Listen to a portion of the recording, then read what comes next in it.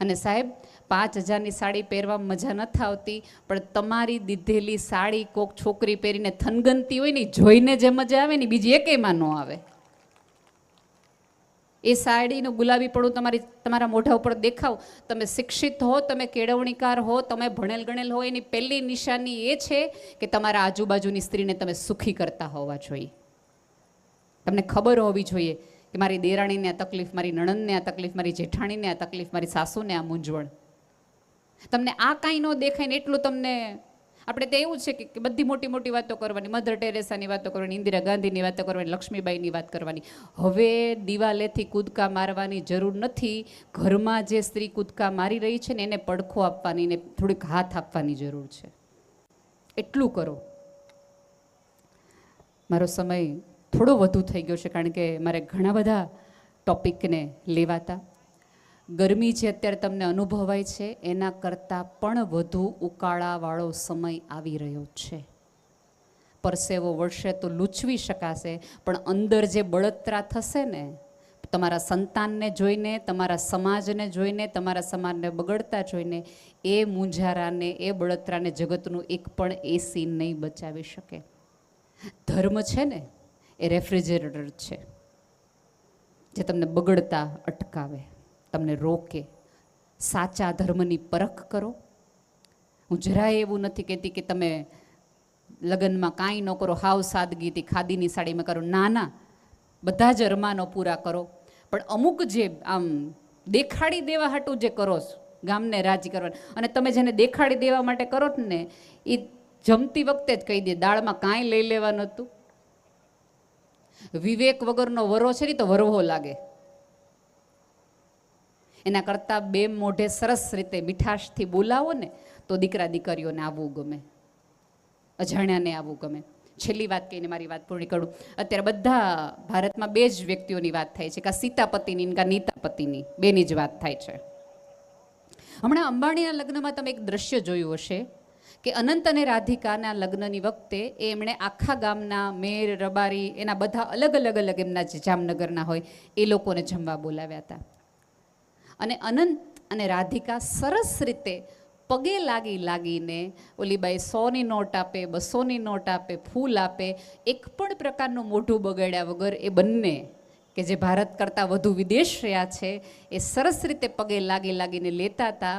ઓલી વૃદ્ધ ડોશીઓ દુખણા લે તો રાધિકાના વાળ ખરાબ થતા હતા ત્યારે એકેય આજુબાજુવાળા એમ નહોતા કહેતા રહેવા દે, જોઈએ ને હેરસ્ટાઈલ ખરાબ થઈ જશે. અત્યારે તો અખંડ સૌભાગ્યવતી કેવા જાય તેમ હાથ ન લગાડતા. તમે જેના જેવું જીવવા માંગો છો ને કેટલું સાદગી ભર્યું જીવે છે જુઓ. એના સંતાનો સરસ રીતે પગે લાગે છે, એ સરસ રીતે જય શ્રી કૃષ્ણ બોલતા હતા. બીજું આપવું સરસ રીતે ગુજરાતીમાં વાત કરતા હતા. આપણે તો ગાય કહેતા છોકરાને તમાચો મારી દે, કીધું ને કાવ કહેવાનું.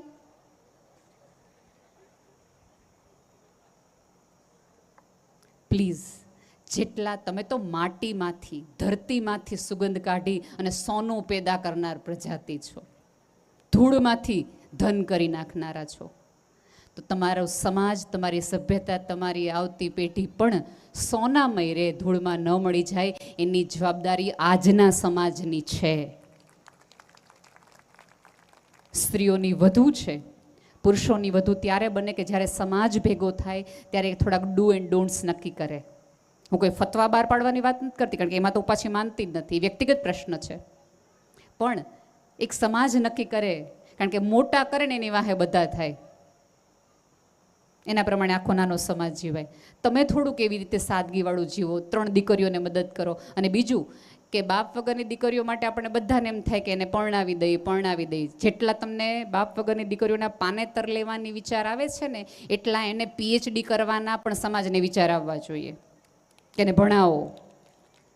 બહુ સરસ છે, અત્યારે ગૌશાળામાં સૌથી વધુ દાન દેવાય છે. આનંદની વાત છે કે મારા દેશની ગાયો ભૂખી નથી મરતી, પણ આપણા કુટુંબની કોઈક દીકરીઓ છે એની આંતરડી કકડી રહી છે, એ ભૂખી રહી છે, એની જવાબદારી પણ તમારી જ છે.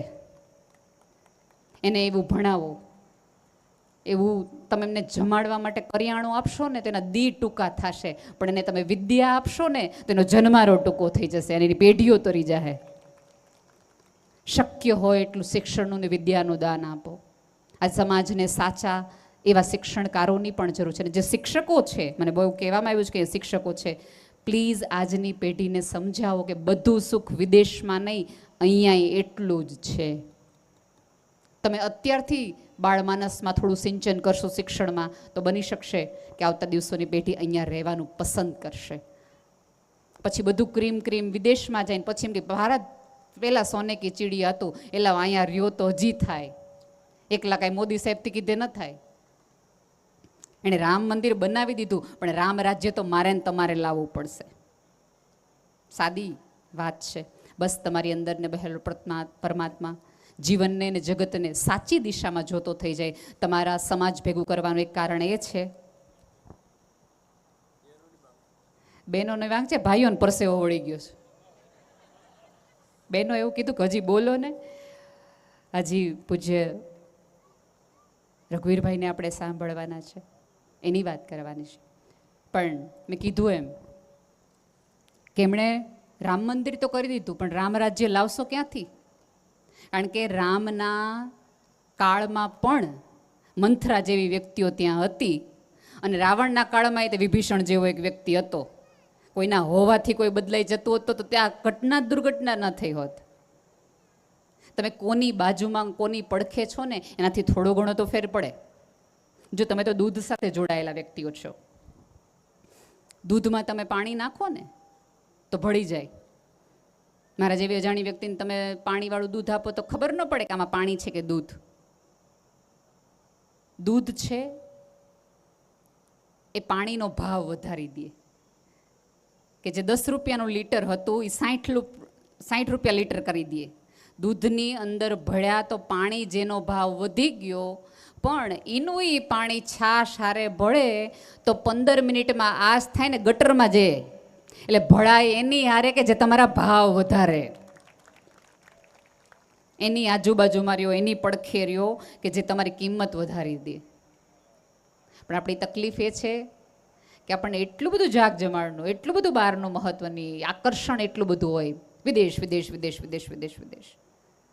હજી કહું છું કે ત્યાં રહેતા જ્યારે પણ હવે ક્યારેક એવો પણ પ્રયોગ કરજો કે તમારા એક એવી સિઝન હોતી હશે કે મેક્સિમમ કદાચ ડિસેમ્બરમાં વિદેશથી તમારા સંતાનો આવતા હશે. એક વખત એમને સ્ટેજ ઉપર બેસાડીને કહો કે તમને હમ છે જો તમે સાચું ન બોલો તો ત્યાં હું તકલીફ છે.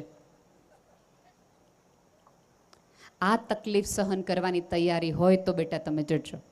આ મહેનત કરવાની ખરેખર એ લોકો અનહદ મહેનત કરે છે. 12 કલાક 16 કલાક કામ કરે, ઘરે આવીને રસોઈ કરે. મેં તો ત્યાંની બધી બહેનોને કીધું, મેં તો અમે તો રસોઈ કરતા જ નથી, અમારા ઝોમેટોવાળા કેવાય એ અમારા મામાના દીકરાઓ એમ આવીને અમને ઘરે રસોઈ દઈ જાય છે.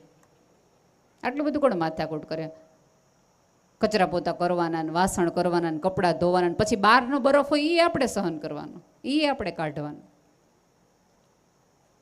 અને અહીંયા જે તમે રાજા દીકરાઓને ટુવાલે ઉપાડવા ન દીધો એને પહેલે દીએ ભાખરી બનવાના વારા આવે. થોડુંક સમજાવો કે આ તકલીફ તું પછી ત્યાં જઈને એને ડિપ્રેશન થાય અને ત્યાં એ રોવે અને અહીંયા તમારા ઉજાગરા વધે.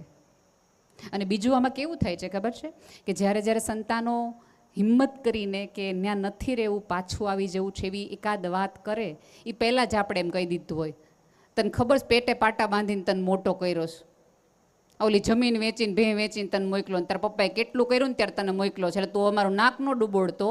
એટલે છોકરો સુસાઇડ કરવાનું પસંદ કરે પણ પાછું આવવાનું પસંદ ન કરે. અહીંયા તમે રડો ને તો તમને છાના રાખવાવાળા ઘરમાં 5 જણા છે, ન્યા રડે ને તો એને છાનું રાખવાવાળું કોઈ નથી. ત્યાં કોઈની પાસે એવો સમય નથી રહેતો. અને બીજી ભાષાની તકલીફો કેટલી બધી હોય, અજાણ્યા ગામની વચ્ચે, અજાણ્યા લોકોની વચ્ચે.